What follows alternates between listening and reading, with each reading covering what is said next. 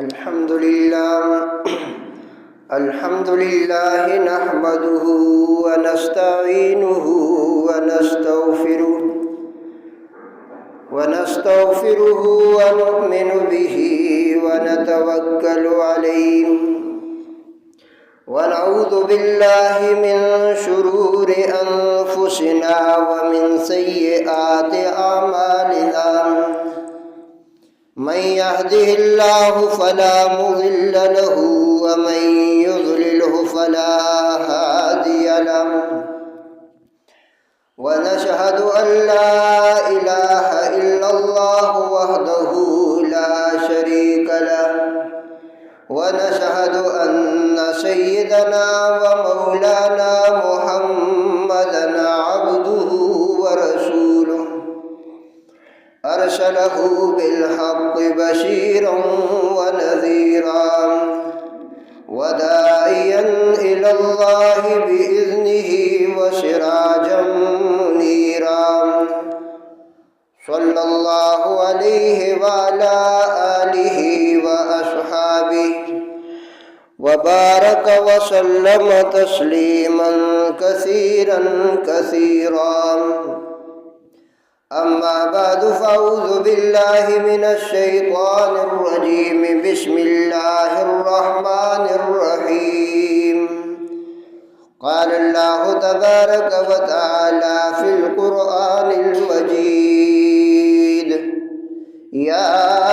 أيها الذين آمنوا ادخلوا في السلم كافة ولا تتبعوا خطوات الشيطان. وقال النبي صلى الله عليه وسلم: يا غلام سم الله وكل بيمينك وكل مما يليك. صدق الله وصدق رسوله النبي الكريم ونحن على ذلك لمن الشاهدين والشاكرين والحمد لله رب العالمین. سناہا پتا پتا دم بدم اے خدایا تیرا، زمین و آسماں تیرا ہے، موجود و عدم تیرا. جو دنیا میں تیرا کھا کر تیرے ہی شکوے کرے یا رب، تعجب ہے کہ ان پہ بھی رہے لطف و کرم تیرا. پھر وہی اخلاق اسلامی جو ہم میں عام ہو، پھر ہے ناممکن کہ اپنے کام میں ناکام ہو. اب نہ وہ صورت نہ وہ سیرت نہ وہ اخلاق ہے، شوق دنیا بر کے ہے، احکام دی پر شاک ہے. ان اللہ و ملائکتہ یصلون علی النبی یا ایہا الذین آمنوا صلوا علیہ وسلموا تسلیما. اللهم صل على محمد وعلى آل محمد كما صليت على إبراهيم وعلى آل إبراهيم إنك حميد مجيد. اللهم بارك على محمد وعلى آل محمد كما باركت على إبراهيم وعلى آل إبراهيم إنك حميد مجيد. محترم واجب الاحترام قابل صد تکریم برادران اسلام، محترم دوستوں اور بزرگوں، خالق ارض و سماء کا فضل و احسان ہوا، اس ذات نے صحت و عافیت اور ایمان کی دولت کے ساتھ جمعہ کا یہ مبارک دن نصیب فرمایا اور ایک اہم فریضہ کی ادائیگی کا موقع عطا کیا. یہ محض اس ذات کا فضل و احسان ہے. سعادت مند ہے وہ لوگ جن کی زندگی کا ہر لمحہ اللہ کی رضا اور خوشنودی میں گزرتا ہے. بد نصیب ہیں، بدبخت ہیں وہ لوگ جن کی زندگی کے یہ لمحات اللہ کی نافرمانیوں میں، غفلتوں میں گزرتے ہیں۔ اللہ سے دعا فرمائے کہ اللہ تعالی ہمیں زندگی کے ایک ایک لمحے کو ان اعمال میں گزارنے کی توفیق عطا فرمائے جن اعمال کی برکت سے اللہ کی رضا و خوشنودی حاصل ہو۔ میرے دوستوں اور بزرگوں، اللہ کے پیارے نبی صلی اللہ علیہ وسلم نے ہمیں دین کی ہر بات سمجھائی اور دین کی ان باتوں پہ چلنے کی صورت میں دنیا کے اندر بھی انسان کے لیے راحتیں، آسانیاں، یعنی کہ دین کی باتوں پہ چلنے میں دنیا کے اندر بھی انسان کے لیے فلاح ہے اور کل قیامت کے دن بھی اسے ذلت کا سامنا نہیں کرنا پڑے گا۔ لہٰذا جو لوگ اپنی زندگی قرآن و سنت کے مطابق گزارتے ہیں، یہ لوگ دنیا میں بھی عزت و احترام کے مستحق ہیں اور کل قیامت کے دن بھی رب کے سامنے انہیں عزت و احترام اور کامیابیوں سے نوازا جائے گا۔ تو بہرحال آپ کے سامنے یہ بات کئی دفعہ عرض کی جا چکی ہے کہ ہمارے اوپر اللہ کی طرف سے جو احکامات عائد ہوتے ہیں وہ 5 شعبوں کے ساتھ متعلق ہیں: عقائد، معاملات، اخلاقیات، معاشرت۔ ان میں سے کسی ایک شعبے کو بھی چھوڑ دیا جائے تو دین کامل نہیں ہوتا، وہ شخص کامل مسلمان نہیں کہلاتا جو ان میں سے کسی ایک شعبے کو بھی چھوڑ دے۔ چنانچہ ضروری ہے کہ آدمی کے عقائد بھی درست ہوں، اس کی عبادت بھی صحیح طریقے سے ہو، اس کے معاملات یعنی خرید و فروخت، لین دین، یہ بھی شریعت کے مطابق ہو، اس کے باطنی اخلاق یہ بھی ٹھیک ہو اور اس کی معاشرت یہ بھی درست ہو۔ تو آپ کے سامنے اسی 5ویں شعبے یعنی معاشرت کے متعلق کئی جمعوں سے ذکر کیا جا رہا ہے کہ معاشرت کہتے ہیں ہم آپس میں زندگی کیسے گزاریں، چھوٹے کے ساتھ کیسے پیش آئیں، بڑوں کے ساتھ کیسے پیش آئیں، کھانا کیسے کھایا جائے، پانی کیسے پیے جائے، پڑوسیوں کے کیا حقوق ہیں، یعنی کہ ایک دوسرے کے ساتھ زندگی گزارنے کے طریقے کو معاشرت کہتے ہیں۔ حضرت تھانوی رحمۃ اللہ تعالی علیہ فرماتے ہیں کہ آج کے مسلمان نے معاشرت کو دین ہی سے خارج کر دیا ہے، نکال دیا ہے، یعنی کہ ہم اپنی معاشرت میں دین کے عمل دخل کو قبول نہیں کرتے۔ اور حضرت تھانوی رحمہ اللہ فرماتے ہیں کہ بڑے بڑے دیندار لوگ، نماز روزے کے پابند اور اسی طرح وظائف وغیرہ کے پابند لوگ بھی معاشرت کے معاملے میں لاپرواہ ہیں، یعنی کہ معاشرت ان کی خراب ہے، وہ معاشرت کی طرف زیادہ توجہ نہیں کرتے، حالانکہ معاشرت کے اوپر عمل نہ کرنے کی صورت میں چاہے یہ کتنا ہی عبادت گزار کیوں نہ ہو، اسے کامل مسلمان نہیں کہہ سکتے، اس کا دین کامل نہیں ہے جب تک معاشرت درست نہ ہو۔ تو اس لیے معاشرت کو سیکھنا بھی چاہیے، اس کی اہمیت کو پہچاننا بھی چاہیے۔ تو آج کے درس میں آپ کے سامنے معاشرت ہی میں سے کھانا کھانے کے آداب ذکر کرنے کا ارادہ ہے۔ حضور علیہ الصلوۃ والسلام نے کھانا کھانے کے ایسے بہترین آداب بتلائے کہ ان آداب کی رعایت رکھ کر جب کھانا کھایا جائے گا تو وہ کھانا ہمارے لیے عبادت بھی ہوگا اور برکت اور نور کا سبب بنے گا۔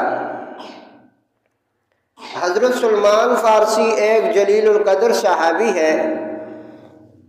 ان سے ایک کافر مشرک نے اعتراض کرتے ہوئے یہ کہا کہ تمہارے نبی قضاء حاجت کا طریقہ بھی بتلاتے ہیں، یعنی کہ اس کافر نے اعتراض کیا کہ پیشاب پخانہ کرنا یہ کوئی خاص کام تو نہیں ہے، اور اتنے بڑے نبی، اتنی بڑی عظیم شخصیت، اور وہ تمہیں پیشاب پخانہ کا طریقہ بھی بتلا رہے ہیں۔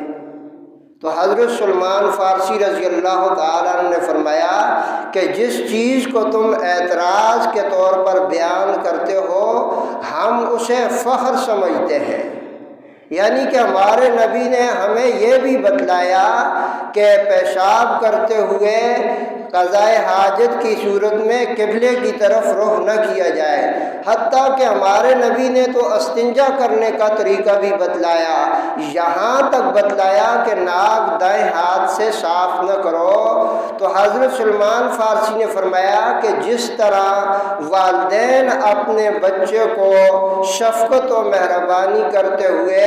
پیشاب پخانے کا طریقہ تک سکھاتے ہیں، اور یہ سکھاتے ہوئے وہ شرماتے نہیں، اگر والدین نہ سکھلائیں فرمایا وہ بچہ تو صحیح طریقہ نہیں جان سکے گا پیشاب پخانے، ہاتھ پاؤں دھونے کا وغیرہ، تو فرمایا ہمارے نبی تو والدین سے بھی زیادہ شفیق و مہربان ہے، وہ نبی تو والدین سے بھی زیادہ ہم پہ شفقت و مہربانی کرتے ہیں، ہمیں چھوٹی چھوٹی باتیں بھی سکھلاتے ہیں۔ تو بہرحال کھانا کھانے کے آداب حضور علیہ السلام نے سکھلائے، اور یہ چیزیں سیکھنی چاہیے، ان میں شرمانا نہیں چاہیے۔ ہم نے اس چیز کو بالکل فراموش کر لیا، چھوڑ دیا، اپنے دین سے نکال دیا، تو یاد رکھنا صرف عبادات اور وظائف تک محدود رہنے کی صورت میں وہ شخص کامل مسلمان نہیں، کامل محمدی نہیں، اس کا دین کامل نہیں، جب تک یہ پانچوں شعبوں میں یعنی کہ عقائد، معاملات، معاشرت، اخلاقیات وغیرہ ان سب پہ عمل نہیں کرے گا، اس وقت تک وہ کامیاب نہیں ہے۔ تو بہرحال آپ صلی اللہ علیہ وسلم نے کھانا کھانے کے آداب سکھلاتے ہوئے حضرت عمر بن سلمہ ایک صحابی ہیں، ان سے روایت ہے خطبے میں جو حدیث بیان کی کہ وہ فرماتے ہیں کہ میں حضور علیہ السلام کے ساتھ کھانا کھا رہا تھا، تو آپ صلی اللہ علیہ وسلم نے مجھے فرمایا یا غلام، اے لڑکے یا اے بچے، سم اللہ، اللہ کا نام لے، اور وَكُلْ بِيَمِينِكَ، دائیں ہاتھ سے کھا، وَكُلْ مِمَّا يَلِيكَ، اور اپنے قریب تر سے کھا، یعنی اپنے سامنے سے کھا، پلیٹ میں، تھالی میں، دوسرے کے آگے ہاتھ نہ مار۔ اب اس حدیث شریف میں اللہ کے نبی نے کھانے کے 3 آداب سکھلائے، یعنی جب کھانا شروع کیا جائے تو اللہ کا نام لے کر شروع کیا جائے، دائیں ہاتھ سے کھائے اور اپنے سامنے سے کھائے۔ ایک دوسری حدیث میں حضرت عائشہ رضی اللہ تعالیٰ عنہ فرماتی ہیں کہ حضور صلی اللہ علیہ وسلم نے فرمایا کہ تم میں سے کوئی شخص بھی جب کھانا شروع کرے تو وہ اللہ کا نام لے کر کھانا کھائے، اور اگر اس نے کھانا شروع کیا لیکن اللہ کا نام لینا وہ بھول گیا، اب کھانا کھانے کے دوران ہی اسے یاد آیا کہ میں نے تو شروع میں بسم اللہ نہیں پڑھی، تو حضور نے فرمایا کہ پھر وہ پڑھ لے بسم اللہ اولہ و آخرہ، یعنی کہ میں اللہ کے نام سے اس کھانے کو شروع کرتا ہوں، اس کھانے کے اول میں بھی اللہ کا نام اور اس کے آخر میں بھی اللہ کا نام۔ اور اسی طرح ایک حدیث میں حضرت جابر رضی اللہ تعالیٰ فرماتے ہیں کہ حضور صلی اللہ علیہ وسلم نے فرمایا کہ جب کوئی شخص گھر میں داخل ہوتا ہے تو وہ اللہ کا نام لے کر داخل ہوتا ہے، جب کھانا شروع کرتا ہے تو اللہ کا نام لے کر کھانا شروع کرتا ہے، تو شیطان اپنے باقی دوستوں سے کہتا ہے یہاں سے بھاگو، یہاں ہمارے رہنے کی گنجائش نہیں، نہ ہمارے قیام کا انتظام ہے نہ طعام کا انتظام، کیونکہ اس شخص نے تو اس بڑی ذات کا نام لے لیا، اس کے سامنے ہم کہاں رہ سکتے ہیں، کہاں کھڑے ہو سکتے ہیں، لہذا شیطان وہاں سے بھاگ جاتا ہے۔ اور اگر کوئی شخص گھر میں داخل ہوتے ہوئے اللہ کا نام نہیں لیتا اور اسی طرح کھانا کھاتے ہوئے اللہ کا نام نہیں لیتا، تو حدیث شریف میں فرمایا کہ شیطان اپنے باقی دوستوں سے کہتا ہے آ جاؤ، ہمارے لیے قیام کا بھی، رات گزارنے کا بھی انتظام ہو گیا اور طعام کا کھانے کا بھی انتظام ہو گیا۔ جیسے ہم عام اپنے معاشرے میں دیکھتے ہیں کہ کسی شخص کے ساتھ جب ہم رہتے ہیں اس کے کچھ کام ہماری طبیعت مرضی کے خلاف ہوتے ہیں تو ہم کہتے ہیں اس کے ساتھ ہمارا گزارا نہیں، ہم یہاں نہیں رہتے، کہیں اور جاتے ہیں۔ تو ایسے ہی جب بندہ اللہ کا نام لیتا ہے، شیطان کہتا ہے اب یہاں ہمارا گزارا نہیں، وہ وہاں سے چلا جاتا ہے۔ لیکن اگر شیطان کی مرضی کے موافق وہ اعمال کرتا ہے، شیطان کہتا ہے آؤ ہمارا یہاں قیام ہوگا، اسی کے ساتھ ہم چمٹے رہیں گے، یہاں ہی گزارا کریں گے۔ تو حدیث شریف میں یہ جو فرمایا کہ وہاں قیام اور طعام کا انتظام ہو گیا، جو بندہ اللہ کا نام لے کر گھر میں داخل نہیں ہوتا، اللہ کا نام لے کر کھانا شروع نہیں کرتا، اس سے مراد یہ ہے کہ جب بندہ گھر میں داخل ہوتے ہوئے اللہ کا نام نہیں لیتا تو شیطان وہاں اپنا قیام لگا لیتا ہے، اپنے ڈیرے لگا لیتا ہے، پھر اس کو بیہودہ خیالوں میں، وسوسوں میں، مختلف وہم میں مبتلا کر دیتا ہے، برائیوں پہ ابھارتا ہے، نماز میں سستی پیدا کر دیتا ہے، نماز اسے نہیں پڑھنے دیتا، تلاوت کی طرف اس کا دھیان ختم کر لیتا ہے، برائیوں پہ برائی، گناہوں پہ گناہ، اس گھر کے اوپر شیطان کا تسلط ہو جاتا ہے، شیطان کا عمل دخل وہاں شروع ہو جاتا ہے۔ اور ایسے ہی کھانا کھاتے ہوئے جب یہ بسم اللہ نہیں کرتا تو طعام کے انتظام سے مراد یہ ہے کہ شیطان اب اس کی ایک ایک رگ میں کھانے کے ساتھ، نوالے کے ساتھ گھس جاتا ہے، پھر اس کھانے کے اندر برکت نہیں ہوتی، وہ نور اور برکات اس کو نہیں ملتے، زبان کے ذائقے اور چٹخارے تو وہ لے لیتا ہے لیکن اس کھانے کی نورانیت اور برکت سے محروم ہو جاتا ہے۔ تو بہرحال اس حدیث میں جو حضور نے فرمایا کہ گھر میں داخل ہوتے ہوئے بھی اللہ کا نام لینا چاہیے۔ اب وہ دعائیں جو حضور نے بتلائی ہیں اگر ان دعاؤں کے ساتھ داخل ہو تو زیادہ بہتر اور افضل ہے۔ جیسے کھانا کھاتے وقت کہا جاتا ہے یہ یوں پڑھو بسم اللہ وعلی برکت اللہ، اگر یہ نہیں یاد تو پڑھے بسم اللہ الرحمن الرحیم۔ اور اسی طرح گھر میں داخل ہونے کی دعا جو حضور صلی اللہ علیہ وسلم اکثر پڑھا کرتے تھے وہ ہے اللہم انی اسألک خیر المولج و خیر المخرج، بسم اللہ ولجنا و بسم اللہ خرجنا و علی اللہ ربنا توکلنا۔ اس دعا کا ترجمہ یہ ہے کہ اے اللہ میرا گھر میں داخل ہونا بھی خیر کے ساتھ ہو، یعنی میرا داخلہ جو گھر میں ہے وہ بھی خیر کے ساتھ ہو، اور گھر سے جب باہر نکلوں کسی ضرورت کے لیے وہ بھی خیر کے ساتھ ہو، یعنی ایسا نہ ہو کہ میں گھر میں جب داخل ہو جاؤں تو مجھے وہاں رنج و غم اور پریشانی کی خبر ملے، اور کسی ضرورت کے لیے نکلوں تو فرمایا وہ خیر کے ساتھ نہیں، پریشانی اور غم کے ساتھ ہو۔ فرمایا اے اللہ اس سے میری حفاظت فرما، میرا داخلہ خیر کے ساتھ ہو، گھر میں جب داخل ہوں تو سب صحیح ہوں، تندرست ہوں، صحت میں ہوں، کسی پریشانی میں مبتلا نہ ہو۔ اگر گھر میں داخل ہوں کہیں کہ فلاں بیمار ہے، اب واپس میرا جب نکلنا ہوگا تو اس کو علاج کے لیے تو یہ کوئی خیر کے لیے نہیں، پریشانی کے ساتھ یہ نکلا، تو لہٰذا حضور نے کتنی پیاری دعا بتلائی اللہم انی اسألک خیر المولج و خیر المخرج، اے اللہ میرا داخلہ جب ہو تو وہ بھی پریشانیوں کے ساتھ نہ ہو گھر سے جب میں کسی ضرورت کے لیے نکلوں تو وہ بھی پریشانیوں کے ساتھ نہ ہو۔ ایک تو پریشانیوں سے نجات، دوسرا فرمایا اس دعا پڑھنے سے، اللہ کا نام لینے سے باعث اجر و ثواب عبادت، یعنی گھر میں داخل ہونا بھی عبادت بن جاتا ہے۔ اگر یہ دعا یاد نہ ہو تو بندہ لکھ کر دروازے کے اوپر لگا دے، یعنی کہ ہم ان ڈاکوؤں لٹیروں کے جھنڈے، ان کے فوٹو الیکشن میں گھر کے اندر بھی لگا لیتے ہیں، گھر کی چھت پہ بھی لگا لیتے ہیں، تو اگر اللہ کا نام گھر کے دروازے پہ لگا لیں تو فرمایا یہ تو بہت بڑی سعادت ہے۔ بہت سے لوگ شرماتے ہیں، کہتے ہیں جی لوگ کہیں گے اس نے تو گھر کو بھی مسجد بنا دیا۔ تو میرے دوستو، گھر مسجد بن جائے، گھر میں مسجد جیسا ماحول ہو، یہ تو سعادت مندی ہے، اس میں شرمانے کی کیا بات۔ تو بہرحال یہ دعائیں یاد کرنی چاہیے۔ اور اسی طرح حضرت حذیفہ رضی اللہ تعالیٰ فرماتے ہیں کہ جب ہم حضور صلی اللہ علیہ وسلم کے ساتھ کسی کھانے میں شریک ہوتے تو ہم حضور کا انتظار کرتے، یعنی کھانے میں پہل نہیں کرتے تھے۔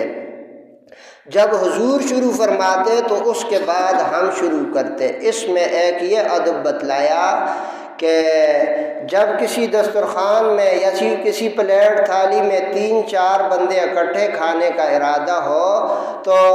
چھوٹے جو ہیں وہ پہل نہ کریں، جو بڑے ہیں، بزرگ ہیں، عمر میں بڑے ہیں، مقام و مرتبے میں بڑے ہیں، تو فرمایا دسترخوان یا پلیٹ پہ بیٹھے ہیں تو اس کا انتظار کریں، پہلے بڑے شروع کریں اور پھر چھوٹے شروع کریں۔ حضور صلی اللہ علیہ وسلم کا حضرت حذیفہ فرماتے ہیں ہم انتظار کرتے، جب حضور شروع کرتے تو اس کے بعد ہم کھانا شروع کرتے۔ گویا کہ یہ کھانے کے آداب میں سے 5واں ادب بتلایا۔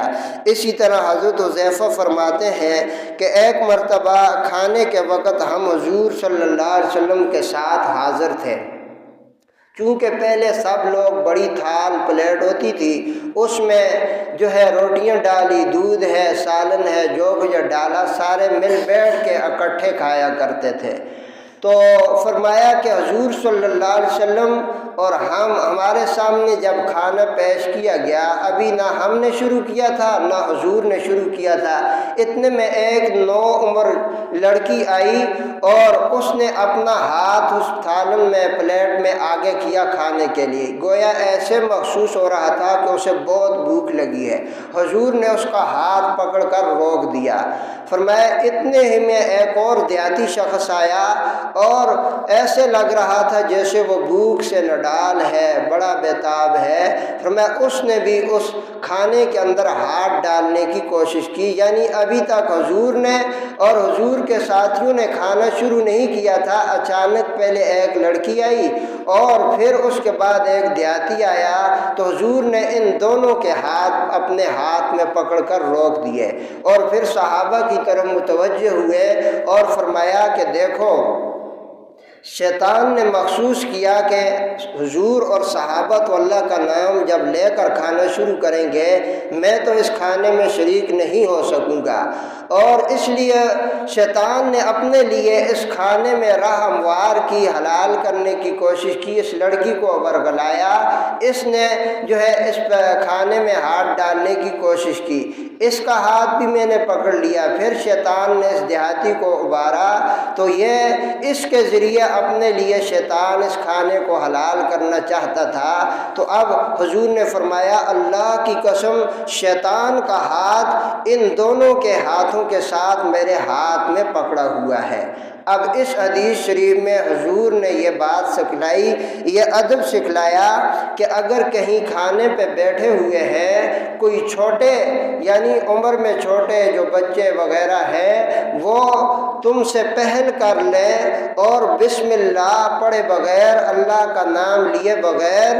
وہ کھانا شروع کرنا چاہیں، تو بڑوں کے لیے ضروری ہے کہ انہیں یاد کرائیں، انہیں تنبیہ کریں کہ اللہ کا نام لے کر کھانا شروع کیا جائے۔ اگر فرمایا ہاتھ پکڑنے کی ضرورت پیش آئے تو ہاتھ بھی پکڑ لیں ان چھوٹوں کا، پہلے ہاتھ پکڑیں، انہیں کہیں پہلے پڑھو بسم اللہ الرحمن الرحیم اور پھر شروع کرو۔ یعنی کہ یہ تعلیم دی کہ بڑوں کا حق بنتا ہے وہ اپنی اولاد کی اسلامی تربیت کریں، اسلامی آداب سکھلائیں، انہیں تنبیہ کریں اور نگاہ رکھیں ان پہ، وقتاً فوقتاً انہیں ٹوکتے رہیں۔ آیا ہم غور کریں کیا ہماری توجہ اس طرف ہے؟ پہلے تو ہم خود ہی یاد نہیں کرتے، خود ہی پڑھتے ہی نہیں یہ دعائیں، یہ آداب سیکھتے ہی نہیں، اگر سیکھی بھی ہے تو وہ اپنے ہی تک محدود رکھتے ہیں، اپنی ان بچوں کو، آئندہ اولاد کو، نسل کو اس طرف توجہ و دھیان نہیں دلاتے۔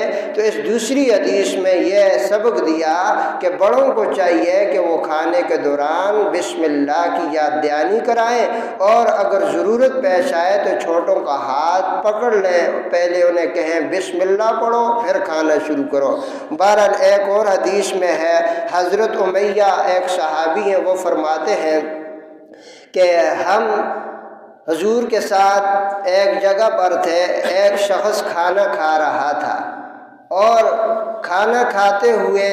اس کی اس تھال پلیٹ سے کھانا ختم ہونے کے قریب تھا، آخری ایک لقمہ نوالا تھا، تو اس بندے نے پڑھا بسم اللہ اولہ و آخرہ۔ حضور مسکرا گئے، تبسم فرمایا، اور پھر حضور نے فرمایا کہ اس کے ساتھ شیطان کھانے میں شریک تھا، اور حضور نے فرمایا میں اپنی آنکھوں سے دیکھ رہا تھا کہ شیطان اس کے ساتھ کھانا کھا رہا تھا۔ جیسے ہی اس نے پڑھا بسم اللہ اولہ و آخرہ، یعنی شروع میں وہ بندہ بسم اللہ پڑھنا بھول گیا، آخری لقمہ تھا، اسے یاد آیا کہ میرا دین، میرا مذہب، میرے نبی نے تو یہ تعلیم دی ہے اللہ کا نام لیا جائے، اور میں وہ بھول گیا، اب پڑھ لیتا ہوں۔ جیسے ہی اس نے پڑھا بسم اللہ اولہ و آخرہ تو شیطان نے کیا کر لی، یعنی شیطان پیچھے ہٹا، بھاگا، اور اس نے جو اپنی حصہ داری اس کھانے میں شامل کی ہوئی تھی وہ چھوڑ کر بھاگ گیا، یعنی وہ بے برکتی جو اس کے ساتھ شامل تھی وہ زائل ہو گئی جیسے ہی اس نے بسم اللہ اولہ و آخرہ پڑھا۔ بہرحال میرے دوستو، مختصر یہ ہے کہ بظاہر ہم یہ ایک معمولی سی چیز سمجھتے ہیں کہ بسم اللہ الرحمن الرحیم، یہ ایک معمولی سی بات ہے، لیکن حقیقت پہ غور کیا جائے یہ بہت بڑی عبادت ہے۔ ایک طرف تو یہ کھانا عبادت بن جاتا ہے، اجر و ثواب کا سبب بن جاتا ہے جب کھانا شروع کرتے ہوئے بسم اللہ الرحمن الرحیم پڑھا جائے، اللہ کا نام لے کر کھانا شروع کیا جائے، ایک تو یہ عبادت بن جاتا ہے اور دوسرا اجر و ثواب کا سبب، تیسرا جو ہے اس کے لیے،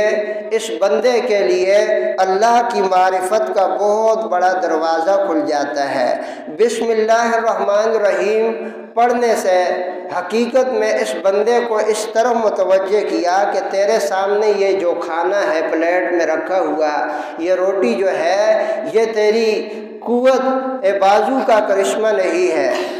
یہ تیرے پیسے کی وجہ سے نہیں ہے، یہ جو ہے تیرے عہدے یا صلاحیت کی وجہ سے نہیں ہے، یہ اس اللہ کی عطا ہے، اس سے جو تو اپنی بھوک مٹا رہا ہے یہ تیری کوئی طاقت نہیں، یہ خالق ارض و سما نے یہ تمہیں نعمت عطا کی ہے۔ تو بسم اللہ پڑھ کر تو اس بات کا اقرار کرتا ہے کہ یہ جو عطا ہے میری قوت بازو کا کرشمہ بھی نہیں، نہ میرے پیسے کی وجہ سے ہے، نہ میری جو ہے عہدے کی وجہ سے ہے، یہ اللہ کی دین ہے۔ اور دوسری یہ بات کہ یہ جو نوالا ہم ایک ہی لمحے میں خلق سے نیچے اتار رہے ہوتے ہیں، بسم اللہ الرحمن الرحیم پڑھنے سے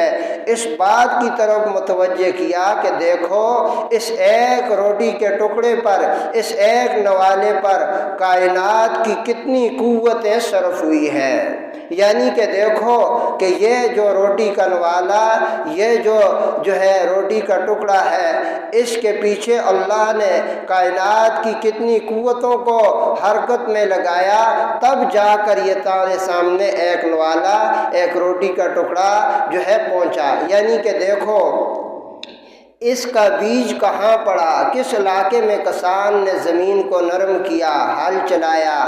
اور اس کے بعد وتر آیا تو اس نے اس میں بیج دانے کو پھینک دیا۔ پھر جو ہے اللہ کی طاقت نے، اللہ کی طرف سے ہوائیں، سورج کی جو ہے کرنیں، چاند کی روشنی اس جو ہے دانے اس بیج کے اوپر پڑی۔ پھر ایک چھوٹی سی کونپل نکلی، اتنی کمزور کہ چھوٹا بچہ بھی اس کے ساتھ ہاتھ لگائے تو وہ کونپل اتنی کمزور ٹوٹ جائے، مسل جائے، لیکن اللہ نے اس کی حفاظت کی۔ پھر یہی جو ہے پودا بنی، اس کے ساتھ خوشے لگے، پھر کتنے ہی لوگوں نے اسے کاٹا، دانوں کو علیحدہ کیا، جو بھوسا وغیرہ گھاس ہے اس کو علیحدہ کیا۔ پھر یہی دانے فرمایا بازار میں آئے، کتنے ہی علاقوں سے ہوتے ہوئے تمہارے علاقے تک پہنچے۔ پھر اس کے بعد یہ جو ہے گندم کی چکی تک یہ دانے پہنچے، پھر کتنے ہی لوگوں نے پیسا، اور اس کے بعد یہ ہوتے ہوتے بازار سے تم نے گھر تک لے کر آئے، اور پھر اس کو گوندا۔ گوننے کے بعد جو ہے کتنے ہی لوگوں کی محنت سے یہ پک کر تمہارے سامنے یہ جو نوالا، یہ روٹی کا جو ٹکڑا پڑا ہے، تو فرمایا تم ایسا کر سکتے تھے؟ اتنی قوتیں، اتنی صلاحیتیں تمہارے اندر تھی کہ تم سورج کی کرنیں اس بیج کے اوپر ڈالتے، اس ننھی سی کونپل کی تم حفاظت کرتے، کیا تم اتنی قوتوں کو صرف کر سکتے تھے؟ تو بسم اللہ الرحمن الرحیم پڑھ کر تم اس بات کا اقرار کرتے ہو کہ اللہ یہ تیری ہی طاقت ہے، تیری ہی قوت ہے، تیرے ہی نام سے یہ میں نوالا، یہ لقمہ خلق میں ڈال رہا ہوں۔ تو یہ کتنی بڑی جو ہے رب کی معرفت کا دروازہ کھلتا ہے جب بندہ بسم اللہ الرحمن الرحیم پڑھ کر یہ جو ہے اپنا کھانا شروع کرتا ہے۔ بہرحال قرآن کریم میں ایک جگہ ہے افرأیتم ما تحرثون کہ اے انسان ذرا غور کرو کہ یہ جو دانے ہیں تم اگاتے ہو یا ہم اگاتے ہیں؟ تم تو صرف جو ہے دانہ زمین میں پھینک دیتے ہو، اس کے بعد اس کی حفاظت کون کرتا ہے؟ وہی ذات جس نے جو ہے یہ ساری کائنات کو وجود بخشا۔ بہرحال میرے دوستوں اور بزرگوں، مختصر ساری باتوں کا خلاصہ یہ ہے کہ ذرا سا زاویہ نگاہ کو بدل دیا جائے تو فرمایا یہی دنیا دین بن جاتی ہے۔ اب یہ کھانا کافر بھی کھاتا ہے، مسلمان بھی کھاتا ہے، اس سے اس کی بھوک بھی دور ہوتی ہے، مسلمان کی بھوک بھی دور ہوتی ہے، لیکن جب کافر کھاتا ہے تو اس کا زاویہ نگاہ اور ہوتا ہے۔ مسلمان جب کھانا کھاتا ہے تو اس کا زاویہ نگاہ یہ ہوتا ہے کہ یہ اللہ کی نعمت ہے اور یہ اللہ کی دین ہے، میری اس میں کوئی طاقت قوت نہیں ہے۔ یعنی زاویہ نگاہ کے بدل دینے کا نام دین ہے۔ وہی کھانا پہلے دنیا تھا، لیکن تو نے بسم اللہ وعلی برکت اللہ پڑھا تو یہ دین بن گیا، یہ عبادت بن گیا۔ یعنی زاویہ نگاہ کے بدل لینے کا نام دین ہے میرے دوستوں۔ بلکہ یوں کہا جائے تو غلط نہیں ہوگا، کھانا جانور بھی کھاتے ہیں اور کھانا جو ہے باقی مخلوق بھی کھاتی ہے۔ اگر انسان اللہ کے نام کے بغیر کھائے تو انسان میں اور جانور میں کیا فرق؟ وہ بھی بھوک مٹاتا ہے، وہ بھی کھانا کھاتا ہے۔ تو جب انسان بسم اللہ پڑھ کر شروع کرتا ہے تو اس میں کافر میں، جانور میں فرق ہو جاتا ہے کہ یہ مسلمان ہے، یہ جس نے عطا کیا اس کی عطا کو فراموش نہیں کرتا، اس کا شکر ادا کرتے ہوئے کہتا ہے کہ بسم اللہ الرحمن الرحیم، یہ اس ذات کے نام سے میں شروع کرتا ہوں جس کی یہ عطا ہے۔ تو بہرحال قرآن کریم میں ایک دوسری جگہ پر ہے وَمَا مِن دَابَّةٍ فِي الْأَرْضِ إِلَّا عَلَى اللَّهِ رِزْقُهَا، زمین کے اوپر جتنی بھی مخلوقات ہے سب کے رزق کی اللہ نے جو ہے سب کے رزق کی ذمہ داری اٹھائی ہوئی ہے۔ یعنی کافر کو بھی کھلاتا ہے، انسانوں کو بھی، جانور کو بھی، حتیٰ کہ وہ لوگ جو اللہ کی توہین کرتے ہیں، اللہ کے وجود کے منکر ہیں، وہ لوگ جو اللہ کے دین کے انکاری ہیں، دین کے استہزاء کرتے ہیں، انہیں بھی اللہ روزی دیتے ہیں، وہ بھی کھانا کھاتے ہیں اور اسی کھانے سے ان کی بھی بھوک مٹتی ہے۔ لیکن فرمایا تھوڑا سا زاویہ نگاہ گاہ بدل لو تو تمہارے لیے یہی چیز دین بن جائے گی، عبادت بن جائے گی، اجر و ثواب کا سبب بنے گی۔ تو یہ معاشرت ہے، ان چیزوں کو ہمیں سیکھنا چاہیے کہ ہم کھانا کیسے کھائیں، پانی کیسے پئیں، معاشرے میں کس طرح رہیں، پڑوسیوں کے کیا حقوق ہیں، چھوٹوں کے ساتھ کیسے پیش آئیں، بڑوں کے ساتھ کیسے پیش آئیں۔ اگر ان چیزوں کو ہم دین سے نکال لیں تو ہمارا دین کامل نہیں ہے، ہم جو ہے کامل مومن، کامل مسلمان نہیں ہے۔ تو بہرحال میرے دوستوں اور بزرگوں، حضور نے ایک اور حدیث میں فرمایا کہ جب تم کھانا کھا لو تو پھر اس دینے والے کا شکر ادا کرو۔ حدیث شریف میں ہے جو بندہ یہ پڑھے الحمدللہ الذی اطعمنی ھذا ورزقنیہ من غیر حول منی ولا قوہ غفر لہ ما تقدم من ذنبی، جو یہ کہے کہ یا اللہ تیرا شکر ہے تو نے جو مجھے یہ روزی عطا کی، فرمایا اللہ اس کے پچھلے سارے گناہ معاف فرما دیتے ہیں۔ گناہوں کو معاف کر دینے سے مراد صغیرہ گناہ ہے، یعنی بعض اعمال کے اوپر ہم یہ احادیث پر سنتے ہیں کہ جو گھر سے وضو کر کے مسجد کو آئے، ہر قدم پہ اللہ نیکی عطا کرتے ہیں، گناہ معاف کرتے ہیں وغیرہ، ایسی جتنی احادیث ہیں ان سے مراد صغیرہ گناہ ہے۔ کبیرہ گناہ توبہ سے معاف ہوتے ہیں، اور اسی طرح کسی کا اگر حق ہے تو جب تک وہ حق ادا نہیں کریں گے تو وہ گناہ، البتہ جو بندہ ان چیزوں کا خیال کرتے ہوئے اس کے صغیرہ گناہ ختم ہو جائیں، کبیرہ ہی گناہ رہ جائیں، تو ان اعمال کی برکت سے کبیرہ گناہوں سے توبہ کی توفیق، اور کسی کا حق دبایا ہے تو اس کا حق دینے کی توفیق اللہ عطا فرماتے ہیں۔ تو گویا کہ آج کے درس میں کھانا کھانے کے کچھ آداب بتلائے، کچھ آداب باقی ہیں وہ آئندہ ذکر کیے جائیں گے۔ حضور نے فرمایا کہ جب تم کھانا کھاؤ یا گھر میں داخل ہو اللہ کا نام لے کر جو ہے شروع کرو، اور کھانا فرمایا دائیں ہاتھ سے کھاؤ، اور ایک ادب یہ بتلایا کہ اپنے سامنے سے کھاؤ، ایک ادب یہ بتلایا کہ شروع میں اگر بسم اللہ پڑھنا بھول جاؤ تو فرمایا پھر یہ پڑھ لیا کرو بسم اللہ اولہ و آخرہ، اور فرمایا اسی طرح اگر تمہارے ساتھ کوئی ایسے بچے بیٹھے ہوئے ہیں، تم گھر میں بڑے ہو، وہ بسم اللہ کے بغیر شروع کریں تو ان کا ہاتھ پکڑ کر روک کر انہیں کہو کہ بسم اللہ پڑھو۔ یہ حضور نے آداب بتلائے۔